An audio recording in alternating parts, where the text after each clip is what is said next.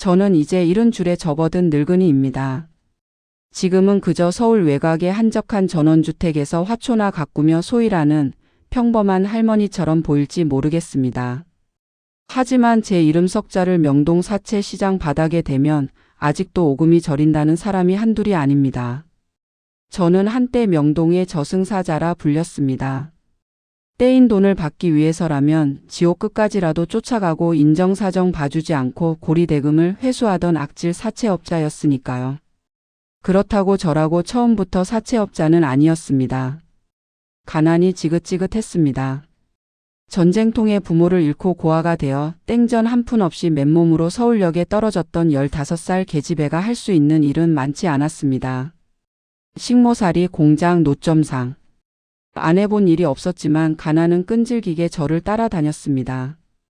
돈이 없으면 사람 취급도 못 받는다는 것을 뼈저리게 느낀 저는 악착같이 돈을 모으기로 결심했습니다.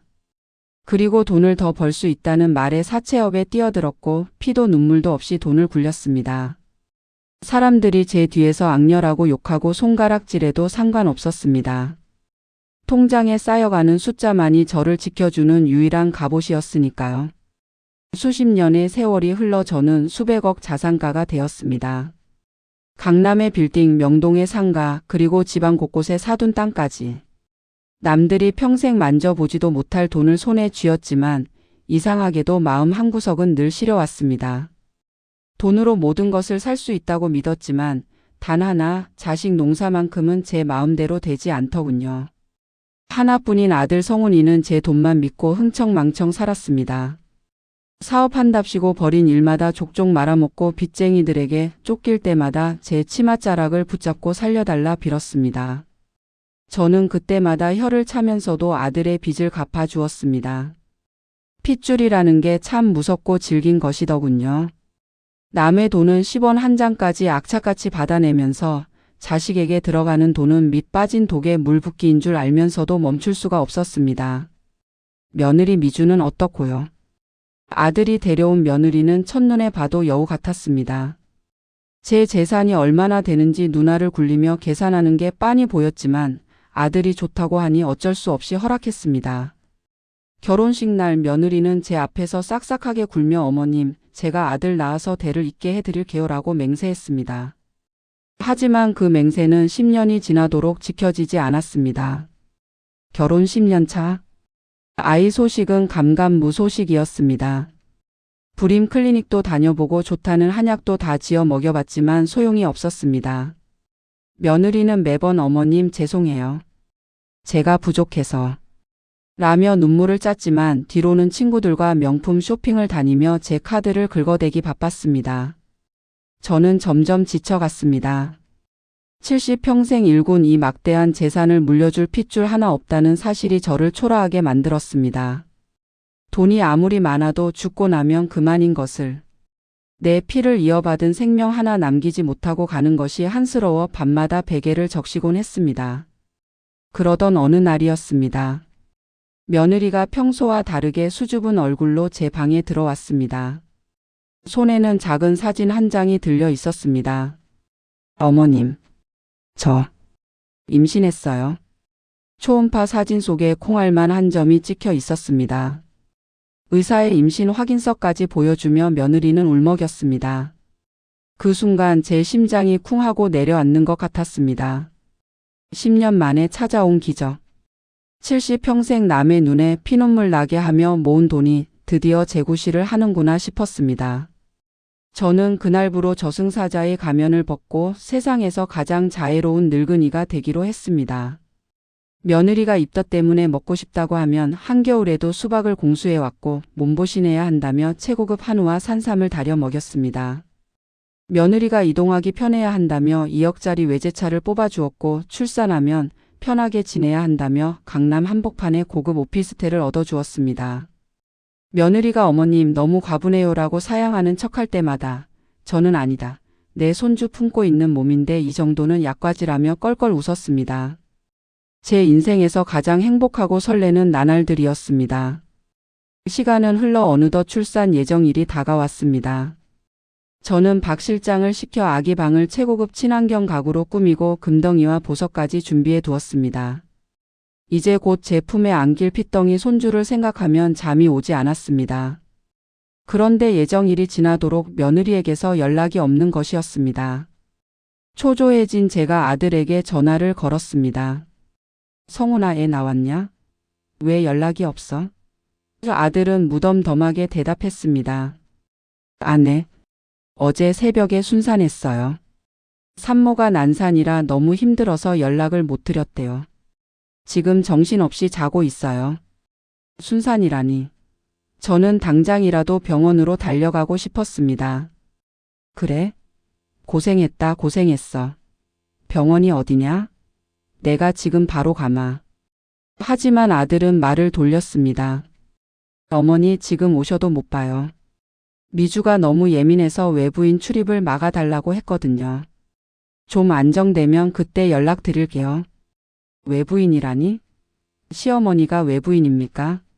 서운했지만 산모가 힘들다니 꾹 참았습니다. 그렇게 하루 이틀, 일주일이 지났습니다. 하지만 아들 내외는 여전히 묵묵부답이었습니다. 병원이 어디인지 조리원은 어디로 갔는지조차 알려주지 않았습니다. 심지어 손주 사진 한 장 보내주지 않았습니다. 제 인내심은 바닥을 드러내기 시작했습니다. 뭔가 이상했습니다. 아무리 산모가 힘들어도 10년을 기다린 시어머니에게 손주 사진 한 장 안 보내는 게 말이 됩니까? 혹시 아이에게 무슨 문제라도 생긴 건 아닐까? 아니면 내가 모르는 다른 꿍꿍이가 있는 건 아닐까? 수십 년간 사체 바닥에서 굴러먹으며 익힌 제 초기 위험 신호를 보내고 있었습니다. 슬슬 제 안 깊숙한 곳에 잠들어 있던 명동의 저승사자가 꿈틀거리며 눈을 뜨기 시작했습니다. 더 이상 기다릴 수 없었던 저는 떨리는 손으로 며느리에게 전화를 걸었습니다. 신호 연결음이 길어질수록 제 심장 박동도 빨라졌습니다. 수십 번의 신호 끝에 달그락거리는 소음과 함께 며느리가 전화를 받았습니다. 수화기 너머로 들려오는 며느리의 목소리는 난산으로 고생했다는 산모의 목소리라기엔 지나치게 또랑또랑하고 냉랭했습니다. 저는 솟구치는 서운함을 억누르고 최대한 다정하게 몸조리는 잘하고 있는지, 애미가 손주 보고 싶어 현기증이 날 지경이니 병원이 어디인지 물었습니다. 제 목소리에는 평생 누군가에게 아쉬운 소리 한 번 해본 적 없던 강옥분의 자존심을 내려놓은 간절함이 묻어 있었습니다. 하지만 돌아온 대답은 제 귀를 의심케 하는 충격적인 내용이었습니다. 잠시 침묵하던 며느리는 콧방귀를 뀌듯 픽 웃으며 본색을 드러냈습니다.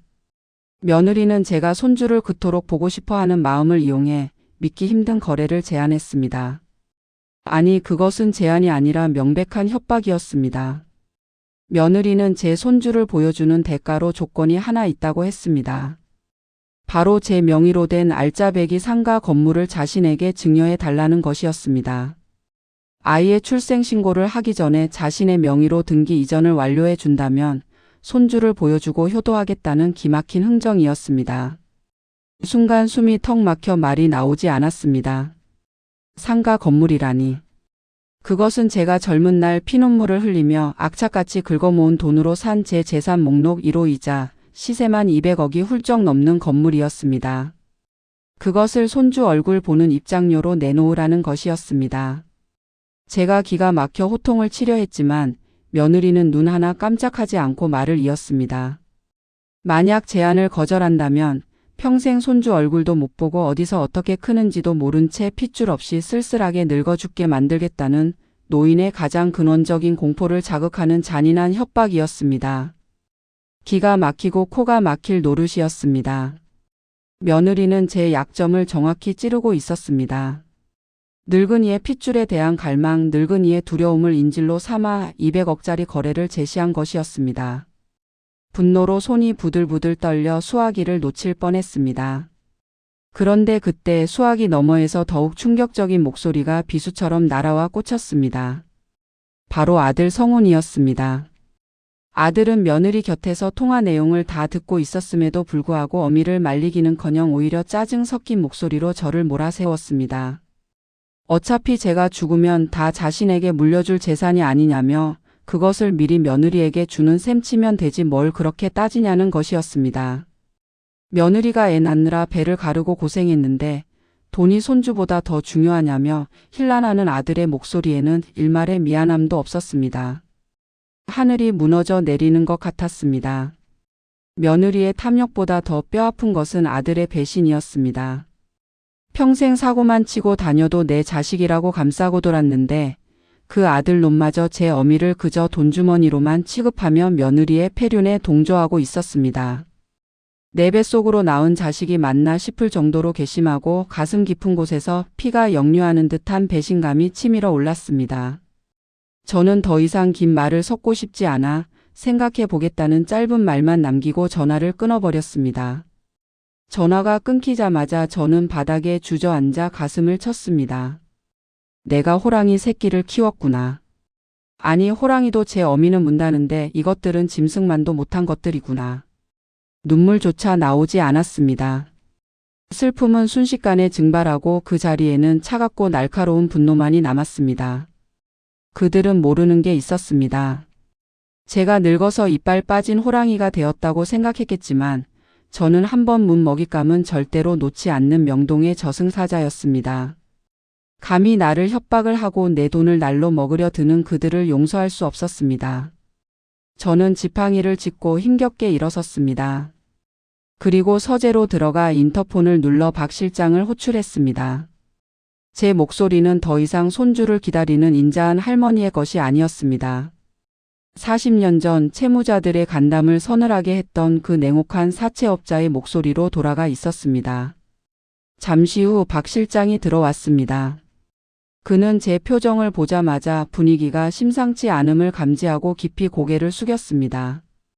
저는 박 실장에게 아들 내외의 뒷조사를 지시했습니다.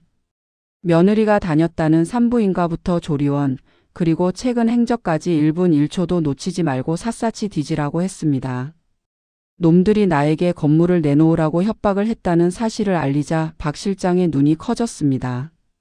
뭔가 냄새가 났습니다. 아주 역겨운 구린내가 진동을 했습니다. 임신했다던 그 배, 출산했다던 그 병원 정말 맞는지 확인해야 했습니다. 수십 년간 사체 바닥에서 굴러먹으며 익힌 제 불길한 예감은 한 번도 틀린 적이 없었으니까요. 박 실장은 즉시 움직였습니다. 저는 창밖을 바라보며 이를 악물었습니다. 만약 그들이 나를 속인 것이라면, 단순히 돈 욕심을 넘어 천륜을 어기는 짓을 꾸민 것이라면 제 손으로 모든 것을 정리할 것이라고 다짐했습니다. 내 돈은 내 핏줄을 지키기 위한 것이지 썩은 살을 찌우기 위한 것이 아니니까요. 박 실장이 조사를 마치고 돌아오기까지 꼬박 사흘이 걸렸습니다. 그 사흘 동안 저는 지옥 불 위를 걷는 심정이었습니다. 며느리가 요구한 건물 때문이 아니었습니다. 혹시나 내 핏줄이 아닐지도 모른다는, 내 10년 기도가 누군가의 사기극에 이용당했을지도 모른다는 불길한 예감 때문이었습니다. 마침내 서재 문이 열리고 박 실장이 들어왔습니다. 30년을 제 밑에서 일하며 온갖 험한 꼴을 다 봤던 그였지만 이번만큼은 그의 표정도 어둡게 굳어 있었습니다. 그는 제 앞에 두툼한 서류 봉투 하나를 내려놓으며 차마 입을 떼지 못한 채 깊은 한숨을 내쉬었습니다. 그 침묵만으로도 저는 직감할 수 있었습니다. 제가 상상했던 최악의 상황, 그 이상의 일이 벌어졌다는 것을 말입니다. 떨리는 손으로 봉투를 열어 가장 위에 놓인 서류를 집어들었습니다. 그것은 며느리가 다닌다고 했던 강남의 유명 산부인과 진료 기록 조회 결과였습니다. 하지만 그 종이 위에는 아무것도 적혀 있지 않았습니다. 텅 빈 백지. 그것이 의미하는 바는 명확했습니다. 며느리는 지난 10개월 동안 단 한 번도 그 병원에 간 적이 없었다는 뜻이었습니다. 산모 수첩도 초음파 사진도 정기 검진 기록도 심지어 출산 기록조차 존재하지 않았습니다. 모든 것이 거짓이었습니다. 제가 비행기로 공수해줬던 입덧 사탕, 며느리의 불룩 나온 배를 쓰다듬으며 느꼈던 태동, 그 모든 것이 치밀하게 연출된 사기극이었다는 사실에 저는 정신이 아득해졌습니다. 박 실장의 보고는 계속되었습니다.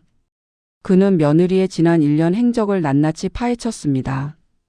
며느리가 임신했다고 배를 내밀고 다니던 그 시기, 그녀는 백화점 문화센터에서 골프 강습을 받고 있었고 친구들과 밤늦게까지 술자리를 가졌다는 목격담이 쏟아져 나왔습니다.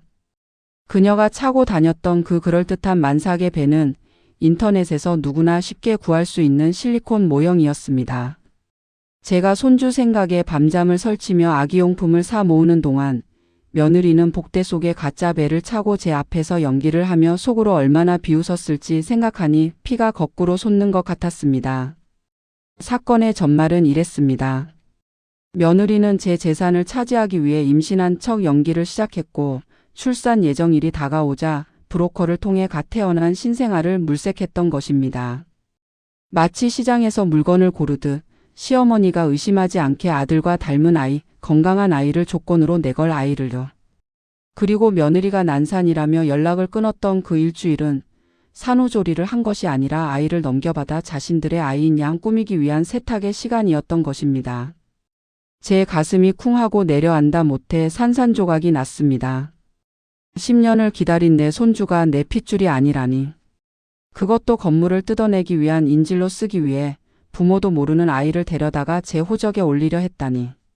이것은 단순한 사기가 아니었습니다. 하늘이 노할 폐륜이자 인간으로서 지켜야 할 최소한의 도리마저 짓밟은 범죄였습니다. 더욱 끔찍한 것은 제 아들 성훈이의 태도였습니다. 박 실장이 확보한 통화 녹취록에는 아들이 브로커와 직접 통화하며 아이의 인계 시점을 조율하는 내용이 담겨 있었습니다. 아들은 몰랐던 것이 아니었습니다. 며느리의 가짜 임신도 아이를 데려온다는 사실도 모두 알고 있었습니다. 아니 오히려 며느리보다 더 적극적으로 아이가 똘망똘망하냐, 엄마가 보면 속을 것 같냐며 낄낄거리고 있었습니다. 내 뱃속으로 나온 자식이 어미의 재산을 뺏기 위해 이토록 끔찍한 짓을 주도했다는 사실에 저는 그만 오열하고 말았습니다. 평생을 악착같이 돈을 모아 자식 입에 넣어줬더니 그 자식이 이제는 그 돈 때문에 괴물이 되어 저를 잡아먹으려 하고 있었습니다. 한참을 짐승처럼 울부짖던 저는 눈물을 닦고 일어섰습니다. 슬픔은 분노로, 분노는 다시 차가운 사리로 바뀌었습니다. 저는 박 실장을 바라보며 나직하게 명령했습니다. 유전자 검사를 준비해. 놈들이 데려온 그 아이 머리카락이든 타액이든 쥐도 새도 모르게 확보해서 내 아들놈 유전자와 대조해라. 친자 불일치라는 그 종이 한 장이 이놈들의 인생을 끝을 보여주게 될 테니까. 박 실장은 비장한 표정으로 고개를 끄덕이고 나갔습니다. 저는 창문에 비친 제 얼굴을 보았습니다. 쭈글쭈글한 노인의 얼굴이었지만 눈빛만은 30년 전 명동을 호령하던 저승사자의 그것처럼 시퍼렇게 살아있었습니다. 감히 나를 속여? 너희들은 상대를 잘못 골랐다. 나는 너희가 탐내는 그 건물보다 너희가 밟고 선 그 바닥을 지옥으로 만드는데 내 전 재산을 쓸 각오가 되어 있다. 이제 덫을 놓을 차례였습니다. 그들이 제 발로 걸어 들어와 파멸의 구렁텅이에 빠지도록 가장 달콤하고 탐스러운 미끼를 던져줄 시간이었습니다. 저는 전화기를 들어 며느리의 번호를 눌렀습니다. 전화기를 든 제 손은 미세하게 떨리고 있었지만 목소리만큼은 30년 전 명동 사채 시장을 호령하던 시절의 그 능수능란한 연기 톤으로 완벽하게 조율되어 있었습니다. 저는 수화기 너머의 며느리에게 세상 그 누구보다 패배감을 맛본 늙은 시어머니의 목소리를 연출했습니다. 손주를 보지 못하면 당장이라도 죽을 것 같은 노파의 애달픔, 그리고 자식의 협박에 굴복할 수밖에 없는 무력함을 가장하여 결국 내 뜻대로 하겠다는 항복 선언을 던졌습니다. 건물을 줄 테니 제발 핏덩이 손주를 데리고 와달라고 사정하는 제 목소리에는 물기마저 어려 있었습니다. 수화기 너머에서 며느리의 숨소리가 거칠어지는 것이 느껴졌습니다. 그것은 안도감이 아닌 거대한 승리감에 도취된 짐승의 흥분된 콧김이었습니다. 며느리는 애써 기쁨을 감추며 알겠다고 어머님의 현명한 결정에 감사한다며 뻔뻔스러운 대답을 내놓았습니다. 옆에서 듣고 있던 아들놈 역시 거봐 엄마가 결국 줄 거라니까라며 키득거리는 소리가 흘러나왔습니다. 그들은 자신들이 승리했다고 믿고 있었습니다. 늙은 호랑이의 이빨이 다 빠졌다고 착각한 채 제 발로 호랑이 굴로 들어올 준비를 하고 있었습니다. 하지만 그들이 걷고 있는 그 꽃길의 끝이 낭떠러지라는 사실은 꿈에도 모른 채 말입니다. 전화를 끊은 직후 저는 표정을 싹 지웠습니다. 이제 판을 키울 차례였습니다. 이왕 벌이는 잔치 구경꾼도 있고 죄인도 다 모여야 제맛이 아니겠습니까? 저는 며느리의 친정엄마 즉 사돈에게 전화를 걸었습니다. 사돈은 평소 저를 어려워하여 연락 한번 먼저 하는 법이 없는 사람이었습니다. 제가 전화를 걸자 잔뜩 긴장한 목소리가 들려왔습니다. 저는 사돈에게 기쁜 소식이 있다며 운을 뗐습니다. 며느리가 드디어 귀한 아들을 낳았고 그 기특함에 보답하기 위해 제가 큰 건물을 증여해 주기로 했으니 내일 저녁에 와서 증인도 서고 함께 축하해 달라고 초대했습니다. 건물이라는 말에 사돈의 목소리가 단번에 뒤집어졌습니다. 연신 아이고 회장님, 감사합니다. 를 외쳐대는 사돈의 목소리에서 며느리와 똑같은 탐욕의 냄새가 났습니다. 저는 속으로 차갑게 비웃으며 내일 저녁 6시까지 늦지 않게 오라고 당부했습니다. 이것으로 모든 등장인물은 정해졌습니다. 탐욕스러운 며느리, 폐륜을 저지른 아들, 그리고 그 뒤에서 떡고물을 노리던 사돈까지. 내일 밤 우리 집 거실은 그들의 욕망이 춤추는 무대이자 처절한 심판장이 될 것입니다. 다음 날 아침부터 저는 분주하게 움직였습니다. 박 실장을 시켜 거실 한가운데에 붉은색 벨벳을 깐 테이블을 마련하고 그 위에 증여 계약서처럼 보이는 두툼한 서류 봉투를 올려두었습니다. 물론 그 안에는 등기 권리증 대신 그들의 숨통을 조여놓을 파멸의 증거들이 들어 있었습니다. 그리고 주방 아주머니에게는 상다리가 부러질 만큼 화려한 만찬을 준비하게 했습니다. 최후의 만찬은 화려할수록 그 끝맛이 더 쓴 법이니까요. 약속 시간인 저녁 6시가 가까워지자 집 앞마당에 차 들어오는 소리가 들렸습니다. 인터폰 화면 속에 아들 내외와 사돈의 모습이 비쳤습니다. 며느리의 품에는 겉싸개에 꽁꽁 쌓인 갓난 아기가 안겨 있었습니다. 저 아이가 바로 생명이구나 생각하니 가슴이 미어지면서도 한편으로는 놈들의 뻔뻔함에 치가 떨렸습니다. 며느리와 아들 그리고 사돈의 얼굴에는 감출 수 없는 웃음꽃이 피어 있었습니다. 마치 로또 당첨금을 수령하러 온 사람들처럼 그들의 발걸음은 가볍고 들떠 있었습니다. 현관문이 열리고 그들이 들어왔습니다. 집 안에 들어서자마자 그들의 시선은 약속이나 한 듯 거실 테이블 위에 놓인 서류 봉투로 향했습니다. 저는 지팡이를 짚고 소파에 앉아 세상에서 가장 인자한 할머니의 미소를 지으며 그들을 맞이했습니다. 어서 오너라. 우리 손주 어디 얼굴 좀 보자. 제 말에 며느리가 쭈뼛거리며 다가와 아이를 보여주었습니다. 포동포동한 볼살에 곤히 잠든 아기. 아무것도 모른 채 어른들의 탐욕 속에 던져진 저 아기가 무슨 죄가 있겠습니까? 저는 아이를 안아들었습니다. 낯선 할머니의 품인데도 아이는 칭얼거리지 않고 새근거렸습니다. 아들이 옆에서 너스레를 떨었습니다. 엄마 봐봐요. 코가 딱 나 닮았죠? 이마는 엄마 닮은 것 같고. 이래서 핏줄은 못 속인다는 말이 있나 봐요. 아들의 능청스러운 거짓말에 속이 울렁거렸습니다.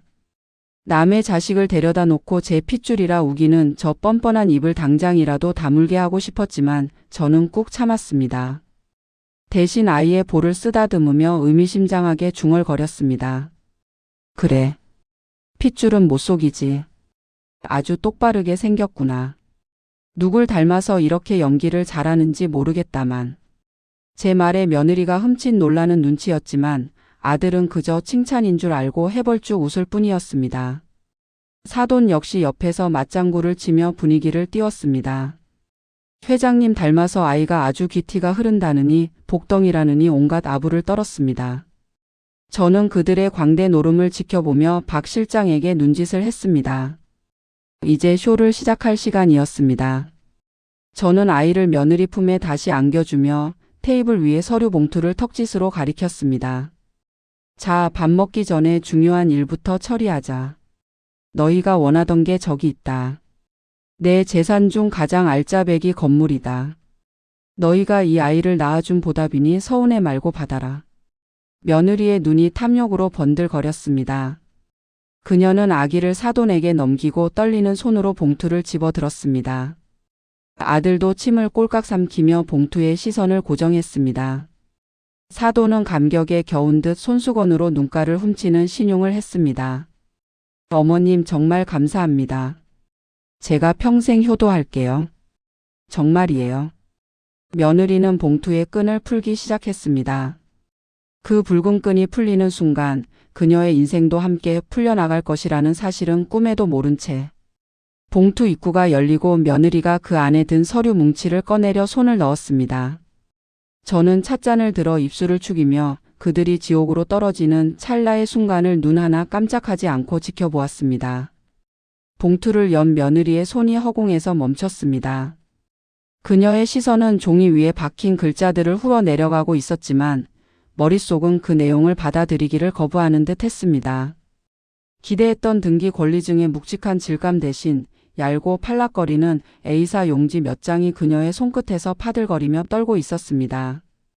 그것은 며느리가 지난달 내내 브로커와 주고받았던 통화 내역이 분 단위로 기록된 녹취록 4본, 그리고 텅 비어있는 산부인과 진료 차트였습니다. 미주의 얼굴에서 핏기가 썰물처럼 빠져나갔습니다. 방금 전까지 강남 건물의 주인이 되었다는 환희로 발그레했던 두 볼은 순식간에 시신처럼 창백해졌고 탐욕으로 번들거리던 눈동자는 초점을 잃고 흔들렸습니다. 옆에서 침을 삼키며 서류를 훔쳐보던 아들 성훈 역시 사색이 되었습니다. 브로커 김 실장 입금 완료라는 단어들이 그들의 망막을 찌르듯 파고들었기 때문입니다. 거실에는 숨막히는 정적이 흘렀습니다. 째깍거리는 시계 초침 소리가 마치 그들의 목을 겨누는 카운트다운처럼 들렸습니다. 영문을 모르는 사돈만이 눈치를 살피며 어색한 웃음을 흘렸습니다. 사돈은 며느리의 어깨를 툭 치며 왜 그러냐고 감격해서 그러냐고 물었지만 며느리는 대답 대신 입술을 파르르 떨며 저를 올려다보았습니다. 그 눈빛에는 공포와 당혹감, 그리고 어떻게든 이 상황을 모면해야 한다는 비열한 계산이 뒤섞여 있었습니다. 저는 찻잔을 천천히 내려놓으며 그들의 혼란을 즐겼습니다. 30년 전 돈을 갚지 않고 도망치다 잡힌 채무자들이 제 앞에서 보이던 그 절망적인 표정들을 저는 너무나 잘 알고 있었습니다. 지금 제 눈앞에 있는 아들과 며느리의 표정이 딱 그러했습니다. 저는 짐짓 모르는 척 왜 그러냐고 서류가 마음에 들지 않느냐고 부드럽게 물었습니다. 제 목소리는 다정했지만 그 안에 담긴 서늘한 비웃음을 그들이 눈치채지 못할 리 없었습니다. 며느리는 덜덜 떨리는 손으로 서류를 뒤로 감추며 억지 미소를 지어 보였습니다. 어머님, 이게 뭔지 모르겠어요. 서류가 잘못 들어간 것 같아요. 라며 뻔한 거짓말을 늘어놓으려 했습니다. 아들 놈 역시 옆에서 거들며 박 실장이 실수를 한 모양이라고 진짜 서류를 달라고 너스레를 떨었습니다. 끝까지 오리발을 내밀며 저를 기만하려 드는 그들의 뻔뻔함에 저는 헛웃음이 터질 지경이었습니다. 저는 박 실장에게 눈짓을 보냈습니다. 박 실장은 무표정한 얼굴로 품 안에서 두 번째 봉투를 꺼내 며느리 앞 탁자에 던졌습니다. 탁탁 하고 떨어진 봉투 소리가 거실의 정막을 찢어 놓았습니다. 그건 진짜다. 열어봐라. 제 낮은 명령에 며느리는 주저하며 봉투를 집어 들었습니다. 그녀의 손은 이제 제법 눈에 띄게 떨리고 있었고 이마에는 식은땀이 송골송골 맺혀 있었습니다. 봉투가 뜯어지고 그 안에서 한 장의 결과지가 나왔습니다. 그것은 제가 며느리 몰래 확보한 유전자를 대조한 친자 확인 검사 결과지였습니다. 불일치. 붉은색으로 선명하게 찍힌 그 세 글자가 며느리의 눈에 박히는 순간 그녀는 비명을 지르며 종이를 떨어뜨렸습니다. 마치 불덩이를 잡은 것처럼 화들짝 놀란 그녀의 반응에 사돈이 황급히 종이를 주워 들었습니다. 그리고 내용을 확인한 사돈의 입이 쩍 벌어졌습니다. 사돈은 자신의 딸을 보며 이게 무슨 소리냐고 내 애는 어디에 있는 거냐며 다그쳤습니다. 사돈조차 딸의 가짜 임신극을 까맣게 모르고 있었던 것입니다. 딸이 건물을 받는다기에 콩고물이나 얻어먹으려 달려왔던 사돈은 자신이 공범이 아니라 사기극의 또 다른 피해자이자 구경꾼이었다는 사실에 경악했습니다. 아들은 고개를 숙인 채 아무 말도 하지 못했습니다. 이미 모든 것이 들통났다는 것을 깨달은 자의 체념과 공포였습니다. 저는 지팡이를 짚고 천천히 일어나 그들 앞으로 걸어갔습니다. 또각또각. 대리석 바닥을 울리는 지팡이 소리가 그들의 심장을 옥죄어 갔습니다. 저는 며느리의 턱을 지팡이 끝으로 들어 올리며 그녀의 눈을 똑바로 응시했습니다. 어디서 굴러먹다 온 개뼈다귀가 나를 속여? 그 모자란 머리로 내 전 재산을 뜯어내려 해? 내가 사람이냐? 짐승도 제 새끼 가지고 장난질은 안 친다. 제 호통은 천둥처럼 거실을 울렸습니다. 며느리는 다리에 힘이 풀려 그 자리에 주저앉았습니다.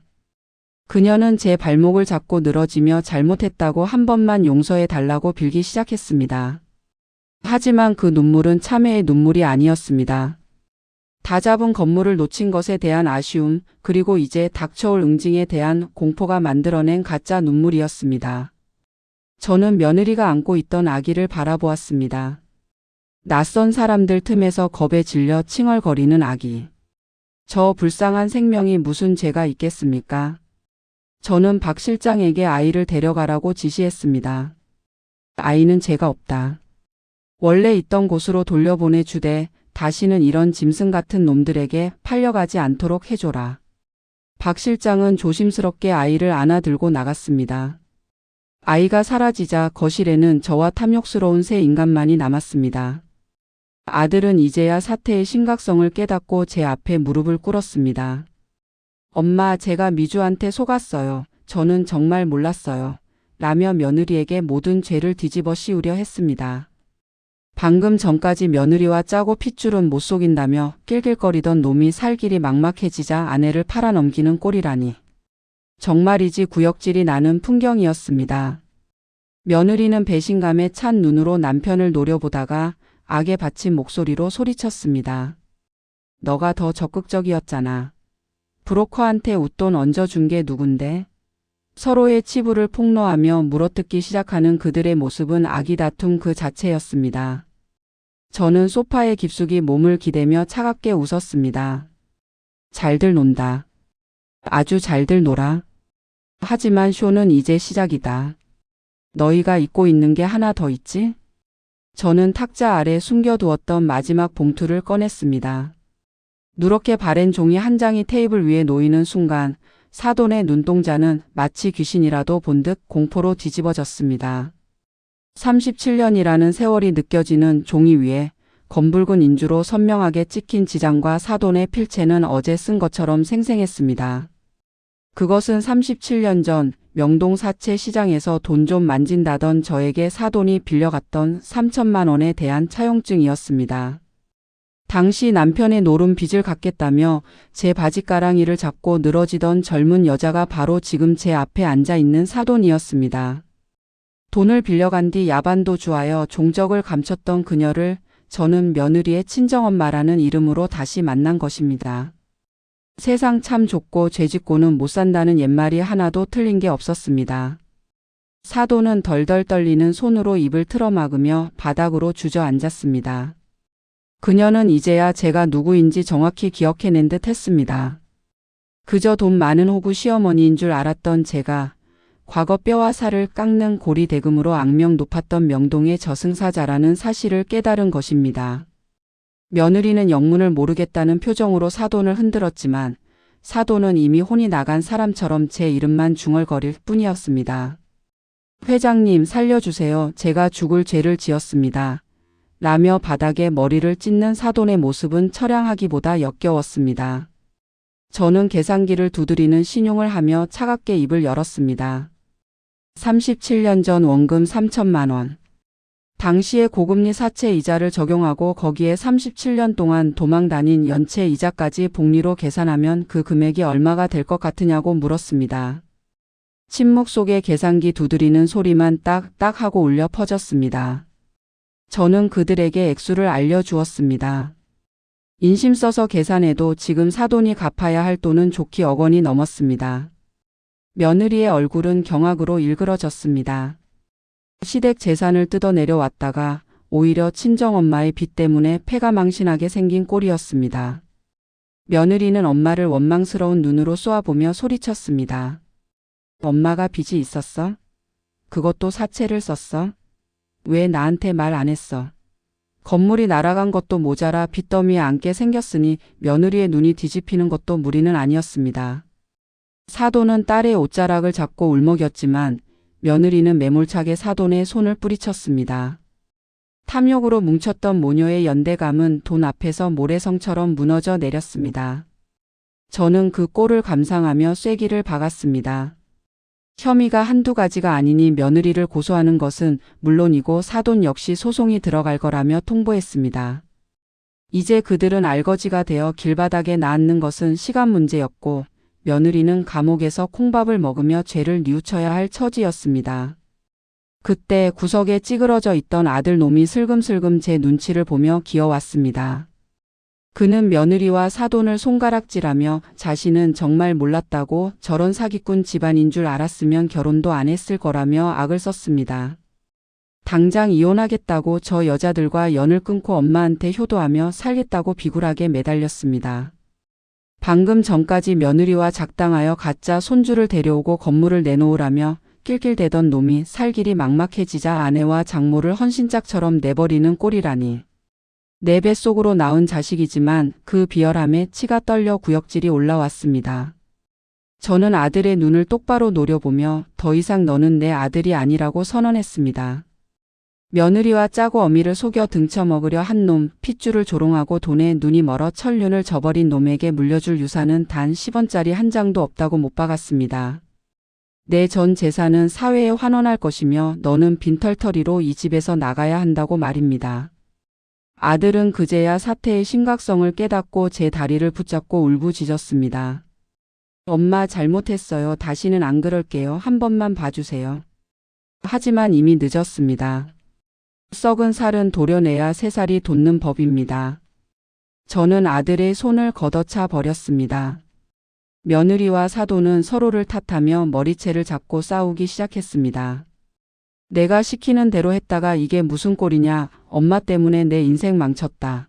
고성이 오가고 집기들이 날아다녔습니다. 탐욕의 끝은 언제나 파멸이고 그 바닥은 추악이 그지없다는 것을 그들이 몸소 증명해 보이고 있었습니다. 저는 박 실장을 시켜 경찰을 불렀습니다. 사이렌 소리가 가까워지자 그들의 발악은 공포에 질린 비명으로 바뀌었습니다. 저는 소파에 깊숙이 몸을 묻고 눈을 감았습니다. 40년 전 돈을 갚지 않고 도망친 자들을 잡으러 다닐 때 느꼈던 그 서늘한 희열과는 달랐습니다. 가슴 한구석이 뻥 뚫린 듯한 허무함과 자식 농사를 망쳤다는 씁쓸함이 밀려왔습니다. 하지만 후회는 없었습니다. 이것은 제가 자초한 일이기도 했지만 동시에 제가 마무리 지어야 할 제 인생의 마지막 숙제였으니까요. 그들이 떠난 집안에는 무거운 정막만이 감돌았습니다. 저는 소파에 깊숙이 몸을 묻고 한참을 멍하니 앉아 있었습니다. 승리의 기쁨보다는 자식을 제 손으로 내쳤다는 씁쓸함과 돈이라는 것이 대체 무엇이길래 핏줄마저 괴물로 만드는가 하는 허무함이 밀려왔습니다. 박 실장이 조용히 다가와 따뜻한 차 한 잔을 건넸습니다. 그는 아무 말 없이 제 곁을 지켜주었습니다. 30년 전 제가 명동 바닥에서 악착같이 돈을 벌 때부터 제 곁에 있었던 그는 피 섞인 자식보다 더 깊은 의리로 저를 위로하고 있었습니다. 저는 그제야 깨달았습니다. 진정한 가족은 핏줄로 맺어지는 것이 아니라 서로를 향한 신뢰와 진심으로 맺어지는 것임을 말입니다. 그 후 소식들은 예상대로 며느리는 구속되어 실형을 선고받았습니다.